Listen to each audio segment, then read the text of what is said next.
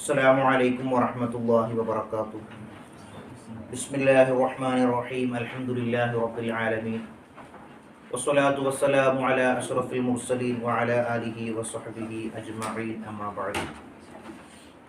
റഹ്മാനായ റബ്ബ് പരിശുദ്ധമായ റമദാൻ അനുകൂലമായി സാക്ഷി നിൽക്കുന്ന മുഅ്മിനീങ്ങളിൽ നമ്മെയും ബന്ധപ്പെട്ടവരെയും ഉൾപ്പെടുത്തി അനുഗ്രഹിക്കട്ടെ. കഴിഞ്ഞുപോയ ദിനങ്ങൾ നമ്മളിൽ നിന്ന് പൊരുത്തപ്പെട്ട നിലക്ക് അല്ലാഹു കബൂലാക്കട്ടെ.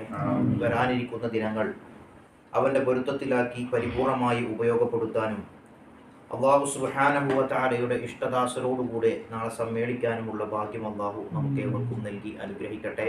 ആമീൻ യാ റബ്ബൽ ആലമീൻ.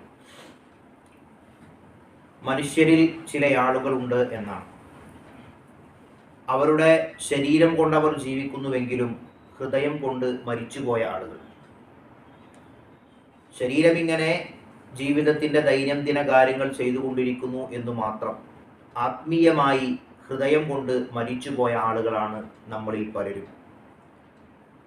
ഒരു തെറ്റ് ഒരു മുഅ്മിനായ വ്യക്തി ചെയ്യുന്ന സമയത്ത് ഹബീബായ റസൂലുള്ളാഹി സ്വല്ലല്ലാഹു അലൈഹി വസല്ലമ തങ്ങൾ പറയുന്നുണ്ട്, നുക്കിത ഫീ ഖൽബിഹി നുക്തത്തുൻ സൗദാ, അവൻ്റെ ഹൃദയത്തിൽ ഒരു കറുത്ത പുള്ളി വീഴും എന്ന് പറഞ്ഞാൽ ഹൃദയം വിഷം പുരണ്ടതായി മാറും. ഒരു തെറ്റ് വീഴുമ്പോൾ, ഒരു തെറ്റ് ചെയ്യുമ്പോൾ അവൻ്റെ ഹൃദയത്തിൽ ഒരു വിഷാംശം, ഒരു പുള്ളി, ഒരു കറുത്ത കുത്തു വീഴുമെന്നാണ്. അങ്ങനെ തെറ്റുകൾ യഥേഷ്ടം ചെയ്യുമ്പോൾ ഒരുപാട് വിഷം നിറഞ്ഞ ഹൃദയമായി ആ വിഷം, ആ തെറ്റാകുന്ന വിഷം അവൻ്റെ ഹൃദയത്തെ കൊല്ലും എന്ന് പറഞ്ഞാൽ അവൻ്റെ ഹൃദയം മരിക്കും. അങ്ങനെ പിന്നീട് അവൻ്റെ ഹൃദയം സജീവമാകണമെങ്കിൽ, അല്ലെങ്കിൽ ഹൃദയത്തിൽ ഈമാനികമായ വെളിച്ചം അവന് ലഭിക്കണമെങ്കിൽ മഹാന്മാർ ചില കാര്യങ്ങൾ പറഞ്ഞു തന്നിട്ടുണ്ട്. ആ കാര്യങ്ങൾ ചെയ്താൽ മാത്രമാണ് നമ്മുടെ ഹൃദയത്തെ പിന്നീട് പുനരുജ്ജീവിപ്പിക്കാൻ നമുക്ക് കഴിയുന്നത്.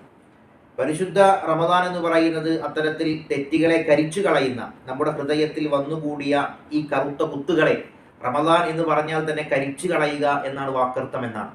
അതിനെ കരിച്ചു കളഞ്ഞുകൊണ്ട് നന്മകൾ നിറച്ച് ആ ഹൃദയത്തെ വീണ്ടും ജീവിപ്പിക്കാൻ നമുക്ക് കഴിയണം എന്നുള്ളതാണ്.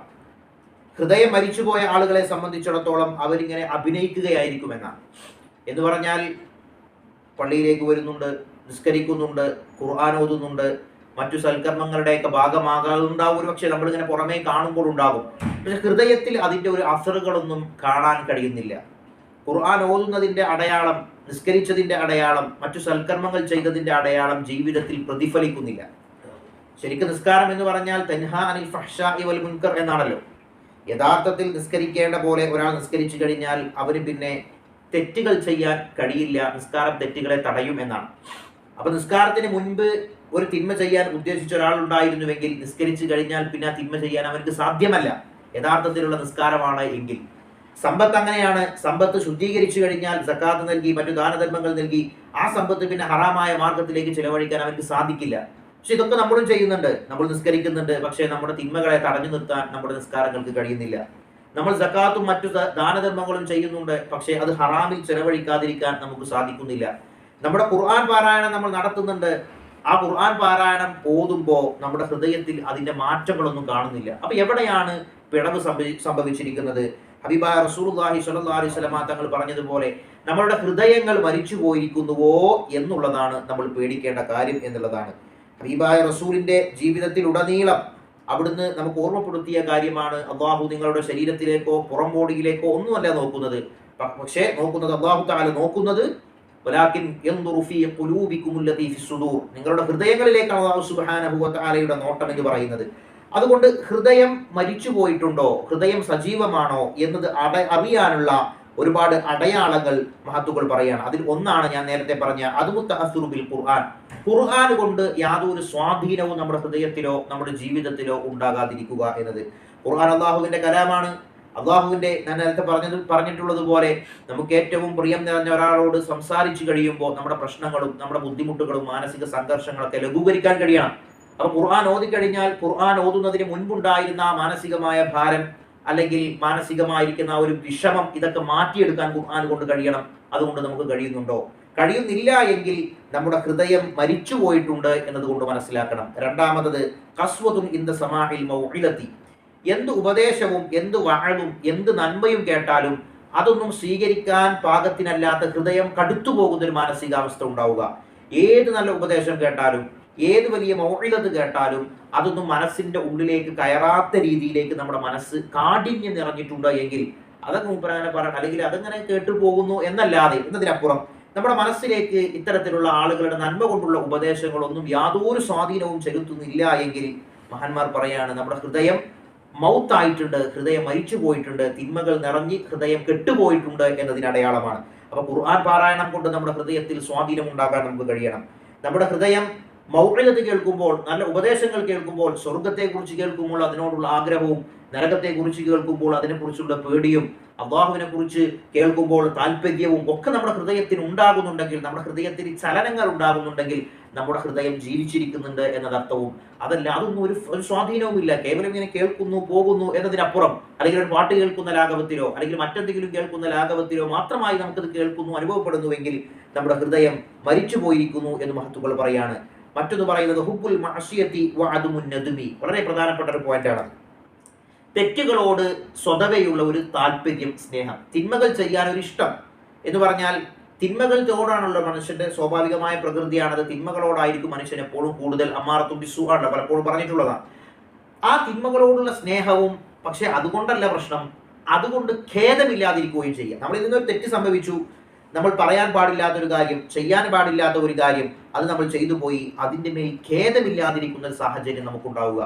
അത് നമ്മുടെ ഹൃദയം മരണപ്പെട്ടു പോയി, നമ്മൾ വെറും കോലങ്ങളായി, മനുഷ്യകോലങ്ങളായി ഇങ്ങനെ ജീവിച്ചിരിക്കുന്നു, ഈമാനികമായി നമ്മുടെ ഹൃദയം കെട്ടുപോയിരിക്കുന്നു എന്നതിൻ്റെ അടയാളമായിട്ട് മഹത്തുക്കൾ പറയാണ്. മറ്റൊന്ന് പറയുന്നത് ഇൻഇദാമുൽ ഖശിയത്തി, മനസ്സിൽ നിന്നും ഭയഭക്തി പള്ളിയാണെന്നോ, അല്ലെങ്കിൽ ദീനിയായ ഷിആറുകളോടുള്ള ഭയഭക്തി, ദീനിയായ കാര്യങ്ങളോടുള്ള ഒരു പേടി, ഇതൊക്കെ നമ്മുടെ ഹൃദയത്തിൽ നിന്നും പോയി പോകുന്നുണ്ടുവെങ്കിൽ, ഇതിനോടൊന്നും ഒരു എന്താ പറയുക നെവർ മൈൻഡ്, അല്ലെങ്കിൽ ഇതൊക്കെ ഇത്രയേ ഉള്ളൂ, ഇത്രയൊക്കെ മതി എന്നുള്ള രീതിയിലേക്ക് മനസ്സിൽ നിന്നും ഖശിയത്ത്, അള്ളാഹ് എന്ന് പറയുമ്പോൾ, റസൂലുള്ളാഹ് എന്ന് പറയുമ്പോൾ അവിടോടത്തോടുള്ള ഒരു ഹുബ്ബും ഖശിയത്തും ഒക്കെ നമ്മുടെ ഹൃദയത്തിൽ നിന്ന് ഇല്ലാതെ പോയിട്ടുണ്ട് എങ്കിൽ, നമ്മൾ ഈ ഓരോ കാര്യങ്ങളും നമ്മുടെ ഹൃദയത്തിലുണ്ടോ, നമ്മുടെ ജീവിതത്തിലുണ്ടോ എന്ന് നമ്മൾ പരിശോധിക്കുക. ഖശിയത്ത് നമ്മുടെ ഹൃദയത്തിൽ നിന്ന് പോയി പോകുന്നുണ്ടോ? ഏറ്റവും പ്രധാനമായി പറയുന്നത് നിസ്കാരത്തോട് നമ്മൾ അടുക്കുന്ന സമയത്താണ്. നിസ്കാരത്തോട് നമ്മൾ അടുക്കുമ്പോൾ നമ്മുടെ ഹൃദയത്തിൽ നിന്ന് ഖശിയത്ത് പോയി പോകുന്നുണ്ടോ? പരിശുദ്ധമായ ഹദീസുകളിൽ നമുക്ക് കാണാൻ കഴിയും, നിസ്കാരത്തിലേക്ക് നിങ്ങൾ വരേണ്ടത് എത്ര വൈകിട്ടുണ്ടെങ്കിലും, കുറച്ചൊക്കെ വൈകിട്ടുണ്ടെങ്കിലും സക്കീനത്തോടുകൂടി, വഖാറോടുകൂടി നിങ്ങൾ എന്ത് ചെയ്യണം? നിസ്കാരത്തിലേക്ക് കടന്നു വരണം. കാരണം ജഗന്നിയന്താവായ അള്ളാഹുവിനുമായി മുനാജാത്ത് നടത്താനാണ് നിങ്ങൾ വരുന്നത്. അപ്പോൾ ആ ഒരു സക്കീനത്തോടും വഖാറോടും കൂടി വരിക. അങ്ങനെ വരുമ്പോഴേ ഹൃദയത്തിൽ ഖശിയത്ത് ഉണ്ടാവുകയുള്ളൂ. ഓടിപ്പണഞ്ഞ് അവസാനത്തെ റക്അത്തിൽ അല്ലെങ്കിൽ അവസാനത്തെ വഖത്തിൽ ഇങ്ങനെ ഓടിപ്പിടിച്ച് ചെയ്യേണ്ട ഒന്നല്ല നിസ്കാരം. ഈ രീതിയിൽ ഖശിയത്ത് നമ്മുടെ ഹൃദയത്തിൽ നിന്ന് നീങ്ങി പോകുന്നുണ്ടെങ്കിൽ നമ്മൾ മനസ്സിലാക്കുക, നമ്മുടെ ഹൃദയം എന്ന് പറയുന്നത് അത് മരണപ്പെട്ടു പോയിട്ടുണ്ട്. മറ്റൊന്ന് അത്തഅല്ലുഖു ശദീദു ബിദുനിയ, ദുനിയാവുമായിട്ടുള്ള കടുത്ത ബാന്ധവം. ആഖിറമോ നമ്മുടെ ദീനോ ഒന്നും നഷ്ടപ്പെട്ടാലും വേണ്ടില്ല, മരിച്ചുപോയാലും പൊരുത്തപ്പെട്ടു കൊടുക്കാത്ത ബന്ധങ്ങൾ നമുക്കിടയിൽ പലപ്പോഴും ഉണ്ടല്ലോ. അതായത് ദുനിയാവുമായിട്ട് അത്രയും നമ്മുടെ ഹൃദയം ബന്ധപ്പെട്ടിരിക്കുക. ദുനിയാവിൽ നിന്ന് ഒരു 10 പൈസ നമ്മുടെ കയ്യിൽ നിന്ന് പോയാൽ അത്രയും വലിയ വിഷമം നമുക്ക് അനുഭവിക്കുക. അതേ 10 രൂപ ദീനിന്റെ വിഷയത്തിലേക്ക് ചെലവഴിക്കാൻ നമുക്ക് ബുദ്ധിമുട്ടുണ്ടാവുക. ദുനിയാവുമായിട്ടുള്ള കടുത്ത ബാന്ധവം, കടുത്തമായ ഒരു ബന്ധം, അതിൽ നിന്ന് നഷ്ടപ്പെടുക എന്നത് വലിയ വിഷമമായിട്ടും, ദുനിയാവിൽ എന്തെങ്കിലുമൊക്കെ നേടുക എന്നത് വലിയ നേട്ടമായിട്ടും നമ്മൾ കാണുകയും, അതേസമയം തന്നെ ആഖിറത്തിലേക്ക് നമ്മുടെ ആത്മീയപരമായ മേഖലയിൽ ഒരു നേട്ടത്തെയും നമ്മൾ ഇല്ലാതിരിക്കുകയും ചെയ്യുമ്പോൾ, ആ ദുനിയാവുമായിട്ടുള്ള കടുത്ത ബന്ധമുണ്ടെങ്കിൽ നമ്മൾ മനസ്സിലാക്കുക, നമ്മുടെ ഹൃദയത്തിന് മരണം സംഭവിച്ചിട്ടുണ്ട്. പ്രത്യേകിച്ചും പലിശയുമായി ബന്ധപ്പെടുക, അതൊന്നൊരു വിഷയമല്ലാതെയായി മാറുക. പലിശയുമായി ബന്ധപ്പെടുക, ദുനിയവിയുമായ വിഷയങ്ങളുമായി ബന്ധപ്പെടുക, ഇതൊന്നും ഒരു വിഷയമല്ലാതായി മാറുക. അപ്പോഴാണ് ദുനിയാവുമായിട്ട് കൂടുതൽ ബന്ധം നമ്മുടെ ഹൃദയത്തിനുണ്ടെന്ന് മനസ്സിലാക്കുന്നത്. അടുത്തത് ഫുഖ്ദാനു ലദ്ദത്തി ത്വാഅത്തി, അള്ളാഹുവിനെ വഴിപ്പെടുന്നതിൻ്റെ ഒരു ലദ്ദത്തുണ്ട് ദീനിലെ. ഹബീബായ റസൂലുള്ളാഹി സ്വല്ലല്ലാഹു അലൈഹി വസല്ലം തങ്ങൾ പറഞ്ഞിട്ടുണ്ട്, 3 കാര്യങ്ങൾ ഒരാളിലുണ്ടെങ്കിൽ അവർക്ക് ഈമാനിന്റെ ലദ്ദത്ത് അനുഭവിക്കാൻ കഴിയുമെന്നല്ലോ. അതിൽ ഏറ്റവും പ്രധാനപ്പെട്ടത് അള്ളാഹുവും റസൂലുഹും മറ്റൊന്നിനേക്കാളും അവന് പ്രിയപ്പെട്ടതാവുക എന്നുള്ളതാണ് പറയുന്നത്. അപ്പൊ ഈ രീതിയിൽ ത്വാഅത്തിലുള്ള ലദ്ദത്ത്, നിസ്കരിക്കുമ്പോൾ ഒരു ലദ്ദത്ത് നമുക്കുണ്ട്, നിസ്കരിക്കുമ്പോൾ ഒരു രസം നമുക്ക് അനുഭവിക്കപ്പെടണം. ഇത് നമ്മൾ എല്ലാ ദിവസവും പത്രം വായിക്കുമ്പോൾ പിറ്റേ ദിവസം പത്രം വായിച്ചിട്ടില്ലെങ്കിൽ മനസ്സിലൊരു ഇടങ്ങേറുണ്ടാവും. ഈ രീതിയിലാണ് പലപ്പോഴും നമ്മുടെയൊക്കെ ആരാധനകൾ വരുന്നത്. എല്ലാ ദിവസവും 5 വക്ത് നിസ്കരിക്കുന്നുണ്ട്, അപ്പൊ ഇന്നിപ്പോൾ ഒരു വക്കത്ത് പോയി കഴിഞ്ഞാൽ മനസ്സിലൊരു ഇടങ്ങേറ്. അതുകൊണ്ടല്ല നമ്മൾ നിസ്കരിക്കേണ്ടത്. നമ്മൾ ലദ്ദത്തോടു കൂടി, ത്വാഅത്തിനൊരു ലദ്ദത്തുണ്ട്, ഖുർആൻ ഓതുമ്പോൾ ഒരു ലദ്ദത്തുണ്ട്, നിസ്കരിക്കുമ്പോൾ ഒരു ലദ്ദത്തുണ്ട്. ആ ലദ്ദത്ത് ഒരിക്കൽ കിട്ടിക്കഴിഞ്ഞാൽ പിന്നെ നമ്മൾ അതിന്റെ കിടന്നു വിടൂല എന്നുള്ളതാണ്. ആ ലദ്ദത്ത് നേടിയെടുക്കണം. ആ ലദ്ദത്ത് ആരാധനകളിലുള്ള രസം നമുക്ക് അനുഭവിക്കാൻ കഴിയാതിരിക്കുക എന്നതും നമ്മുടെ ഹൃദയം മൗത്തായിട്ടുണ്ട് എന്നതിന്റെ അടയാളമായി മഹത്തുക്കൾ പറയാണ്. അടുത്തതായിട്ട് വൽ വഹ്ശതു ഫിൽ ഖൽവതി മഅല്ലാഹ്. ഞാൻ കഴിഞ്ഞ ക്ലാസ്സിൽ അത് പറഞ്ഞതുകൊണ്ട് വിശദീകരിക്കുന്നില്ല. ഖൽവത്തിലായിരിക്കുമ്പോൾ അള്ളാഹുമായിട്ടുള്ള ആ ഒരു ബന്ധം പാടേ ഇല്ലാതെ, വഹ്ശത്ത് എന്ന് പറഞ്ഞ കാടത്തം എന്നൊക്കെയാണ് നമ്മൾ പൊതുവെ പറയാറുള്ളത്. എന്ന് പറഞ്ഞാൽ ഖൽവത്തിലായിരിക്കുമ്പോൾ, ഏകാന്തനായിരിക്കുമ്പോൾ അള്ളാഹ് എന്നുള്ള യാതൊരു ചിന്തയും നമ്മുടെ ഹൃദയത്തിൽ ഇല്ലാതിരിക്കുക. അപ്പൊ ഈ അടയാളങ്ങളൊക്കെ നമ്മുടെ ജീവിതത്തിൽ ഉണ്ടോ എന്ന് പരിശോധിച്ച് നോക്കുമ്പോൾ ഉണ്ട് എങ്കിൽ നമ്മുടെ ഹൃദയം മരിച്ചു കൊണ്ടിരിക്കുന്നു അല്ലെങ്കിൽ മരിച്ചു പോയിരിക്കുന്നു എന്നുള്ളതാണ്. അപ്പൊ ഈ രീതിയിൽ നമ്മുടെ ഹൃദയം മാറാൻ പല കാരണങ്ങൾ മഹത്തുക്കൾ പറയാണ്. എന്തുകൊണ്ടാണ് ഇതിങ്ങനെയൊക്കെ ഉണ്ടാകുന്നത്? പ്രധാനമായിട്ടും കസ്റത്തു ദുനൂബ് തന്നെ. നമ്മുടെ ജീവിതത്തിൽ അധികരിക്കുന്ന പാപങ്ങൾ അധികരിക്കുന്നു എന്ന് മാത്രമല്ല, അതിൽ ഖേദവുമില്ല, ഇത് പാപമാണ് ഞാൻ ചെയ്യുന്നതെന്ന തിരിച്ചറിവ് പോലും നമുക്കില്ലാതിരിക്കുന്നുണ്ട്. മഹാനായിരിക്കുന്ന ഇമാം ഗസാലി തങ്ങൾ പറയുന്നുണ്ട്, 3 ആളുകളെ സംബന്ധിച്ച്. ഒരാൾ വിജയിച്ച ആളാണ്, മറ്റാൾ വിജയിക്കാൻ സാധ്യതയുള്ള ആളാണ്, മൂന്നാമത്തെ ആൾ വിജയിക്കാൻ ഒരു സാധ്യതയില്ലാത്ത ആളാണ്. ഇൽമു പഠിക്കുന്ന ആളെ സംബന്ധിച്ച് പറഞ്ഞതാണ്. അതിൽ ഒന്നാമത്തെ ആള് വിജയിച്ച ആളെന്ന് പറഞ്ഞാൽ അവൻ ഈ ദുനിയാവിൽ ആഖിറത്തിന് വേണ്ടി അമല് ചെയ്തു, ദുനിയാവും ആഖിറവും സേഫാക്കിയ ആൾ, അവൻ വിജയിച്ചവനാണ്. രണ്ടാമത്തെ ആള് അവൻ തെറ്റുകൾ ചെയ്യുന്നു, ദുനിയാവിന് വേണ്ടി പ്രവർത്തിക്കുന്നു, ആഖിറത്തിന് വേണ്ടി വലിയ മൈൻഡ് അവൻ കൊടുക്കുന്നു, പക്ഷെ അവൻ അറിയാം ഞാൻ ചെയ്യുന്നത് തെറ്റാണ്, ഇതിങ്ങനെ പോയാൽ രക്ഷപ്പെടാൻ സാധ്യതയില്ല. അങ്ങനത്തെ ആൾ, അങ്ങനെ സ്വയം ഞാൻ ചെയ്യുന്നത് തെറ്റാണ് എന്ന് സ്വയം ബോധ്യമുള്ള ആൾ, അവൻ ഒരു പക്ഷേ രക്ഷപ്പെടാൻ സാധ്യതയുണ്ട് എന്ന് കാരണം മരണത്തിന് മുൻപ് തൗബ ചെയ്ത് മടങ്ങാൻ അയാൾക്ക് ചാൻസ് ഉണ്ട്. കാരണം അയാൾക്ക് ബോധ്യമുണ്ട് ഞാൻ ചെയ്യുന്നത് ശരിയല്ല എന്ന്. മൂന്നാമതായി ഒരിക്കലും രക്ഷപ്പെടാൻ സാധ്യതയില്ലാത്ത ആളെന്ന് പറയുന്നത് തെറ്റുകൾ ചെയ്യുകയും ചെയ്യുന്നു, താൻ ചെയ്യുന്നത് തെറ്റാണ് എന്ന ബോധ്യം പോലും ഇല്ല, ഞാൻ ചെയ്യുന്നതൊക്കെ ശരിയാണ്, ഇത് തന്നെയാണ് ശരി എന്ന ധാരണയുമായി വെച്ച് നടക്കുന്ന ആളുകൾ. അപ്പൊ അത്തരക്കാരായ ആളുകൾ എന്ത് ചെയ്യണം? ഇത് ഞാൻ ചെയ്യുന്നത് തെറ്റാണ് എന്ന് പോലും തിരിച്ചറിയാനുള്ള ആ ഒരു ബുദ്ധിയോ വിവേകമോ ഇല്ലാത്ത ആളുകളെ സംബന്ധിച്ചിടത്തോളം അവർ വലിയ നാശത്തിലാണ്, അവർ നന്നാകാൻ യാതൊരു സാധ്യതയുമില്ല എന്ന് മഹാനായിരിക്കുന്ന ഗസാലി ഇമാം തങ്ങൾ പറയുന്നുണ്ട്. അതുപോലെ തന്നെ ഞാൻ അവസാനിപ്പിക്കുകയാണ്, തൂലുൽ അമലി, ഒരുപാട് ആഗ്രഹങ്ങൾ, ഗഫലത്തു അനിൽ ദിക്രി, അള്ളാഹുവിനെ ഓർക്കുന്നതിനെ തൊട്ടുള്ള ഗഫലത്ത്, അശ്രദ്ധമായ ജീവിതം, സുഹബത്തുൽ ഗാഫിലീൻ, അശ്രദ്ധരായ മടിയന്മാരായ, അള്ളാഹുവിനെ തൊട്ട് അശ്രദ്ധരായ, ദുനിയാവുമായി ബന്ധപ്പെട്ട് മാത്രം ജീവിക്കുന്ന ആളുകളുടെ കൂടെയുള്ള സുഹബത്ത് എന്ന് പറയുന്നത്.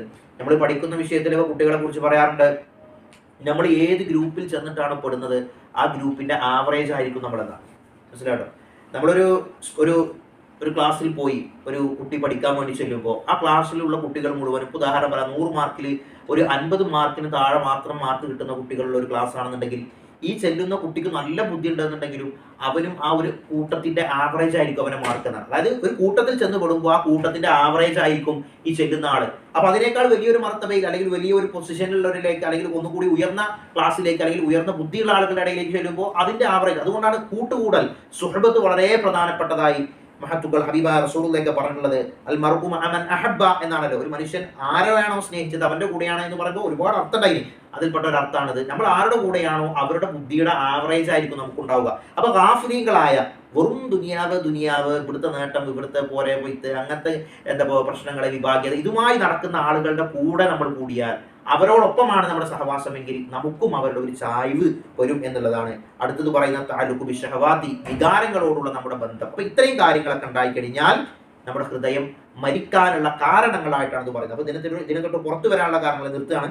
ഇതിനെ തൊട്ട് പുറത്തു വരാൻ, ഇതിൽ നിന്ന് രക്ഷപ്പെടാൻ, നമ്മുടെ ഹൃദയം മരിച്ചുപോയ നമ്മുടെ ഹൃദയത്തെ സജീവമാക്കാൻ, തഹ്യൽ ഖുലൂബ് എന്നാണല്ലോ, ഹൃദയത്തെ ജീവിപ്പിക്കാനുള്ള മാർഗം എന്ന് പറയുന്നത്, ഒന്ന് കസറത്തു ദിക്രില്ല, അള്ളാഹുവിന്റെ ദിക്റിനെ നമ്മൾ അധികരിപ്പിക്കുക. ആദ്യമൊക്കെ ചിലപ്പോൾ നാവ് കൊണ്ട് ഇങ്ങനെ പറച്ചിലേ ഉണ്ടാവുള്ളൂ, മനസ്സിൽക്കണ് കയറൂല. അങ്ങനെ കുറെ നമ്മളിങ്ങനെ ചൊല്ലുമ്പോൾ നമ്മുടെ നാവ് അള്ളാഹുവിന്റെ ദിക്റുമായി നനഞ്ഞുകൊണ്ടിരിക്കുമ്പോൾ പിന്നീട് കുറേ മഴ പെയ്യുമ്പോഴാണല്ലോ ഉറവ് പൊട്ടുന്നത്. എന്നതുപോലെ ആദ്യമൊക്കെ നമുക്ക് പ്രയാസം ഉണ്ടാവുമെങ്കിലും നാവിന്റെ ആ കെട്ട് അഴിക്കുന്ന രീതിയിൽ നമ്മൾ ദിക്റുകൾ അധികരിപ്പിച്ചാൽ നമ്മുടെ ഹൃദയത്തിലേക്ക് അള്ളാഹു നൂറാനിയത്ത് പ്രവേശിപ്പിക്കും. 2 തിലാവത്തുൽ ഖുർആൻ ബിത്തദ്ബീർ, അർത്ഥം ചിന്തിച്ചുകൊണ്ട് പരിശുദ്ധ ഖുർആൻ പാരായണം ചെയ്യൽ നമ്മുടെ ഹൃദയത്തെ സജീവമാക്കാൻ സഹായിക്കുന്നതാണ്. മറ്റൊന്ന് ഖിയാമുൽ ലൈൽ, രാത്രി എഴുന്നേറ്റുള്ള നിസ്കാരം. പ്രത്യേകിച്ച് റമദാനിലൊക്കെ നമുക്കത് സാധിക്കും. അല്ലാത്ത ദിവസങ്ങളിലും തഹജ്ജുദായിട്ടും മറ്റുമൊക്കെ കഴിയുന്ന രീതിയിൽ നമ്മൾ നിസ്കരിക്കാൻ നമ്മുടെ ഹൃദയത്തെ ജീവിപ്പിക്കാൻ കഴിയും. അത് സുഹബത്തു സ്വാലിഹീൻ, സച്ചരിതരായ ആളുകളുമായിട്ടുള്ള സഹവാസം നമ്മൾ വർദ്ധിപ്പിച്ചാൽ നമ്മുടെ ഹൃദയത്തെ ജീവിക്കാൻ, അള്ളാഹ് എന്ന ചിന്ത നമ്മുടെ ഹൃദയത്തിലേക്ക് കൊണ്ടുവരാൻ കഴിയുന്ന ആളുകളുമായിട്ടുള്ള സഹവാസം, ബന്ധങ്ങൾ, പള്ളിയാണെങ്കിലും മദ്രസ, ഇതിനോടൊക്കെ ഒരു ബന്ധം നമ്മൾ വളർത്തിയെടുക്കുക. മറ്റൊന്ന് തദക്കുറുൽ മൗത്ത്, മരണത്തെക്കുറിച്ചുള്ള ചിന്ത. മറ്റൊന്ന് അൽ ബുഅദു അനിൽ മആസി, തെറ്റുകളിൽ നിന്ന് പരമാവധി അതിലേക്ക് പോകാനുള്ള വഴിയിൽ നിന്ന് മാറി നിൽക്കുക. അപ്പോൾ ഇത്രയും കാര്യങ്ങളൊക്കെ ഉണ്ടെങ്കിൽ ഇൻഷാ അല്ലാഹ് നമ്മുടെ ഹൃദയം മരിച്ചുപോയ നമ്മുടെ ഹൃദയത്തെ ചികിത്സിച്ച് നന്മയുടെ വഴിയിലേക്ക്, പ്രകാശത്തിന്റെ വഴിയിലേക്ക് സജീവമാക്കാൻ നമുക്ക് കഴിയും എന്ന് മഹത്തുക്കൾ പറയാണ്. അല്ലാഹു തൗഫീഖ് നൽകി അനുഗ്രഹിക്കുമാറാവട്ടെ. നമ്മൾ ചെയ്യുന്ന അമലുകളൊക്കെ അല്ലാഹു തആല നമ്മിൽ നിന്ന് ഖബൂലാക്കി അനുഗ്രഹിക്കട്ടെ. ഹൃദയം മരിച്ചു പോകുന്നവരിൽ ഉൾപ്പെടാതിരിക്കാൻ അല്ലാഹു തൗഫീഖ് നൽകി അനുഗ്രഹിക്കട്ടെ. ഇരു ലോകത്തും വിജയിക്കുന്നവരിലും ഈമാൻ കിട്ടി ഈ ലോകത്ത് നിന്ന് വിട പറയുന്നവരിലും അല്ലാഹു നമ്മെ ഉൾപ്പെടുത്തട്ടെ. ആമീൻ യാ റബ്ബൽ ആലമീൻ. അസ്സലാമു അലൈക്കും വറഹ്മത്തുള്ളാഹി.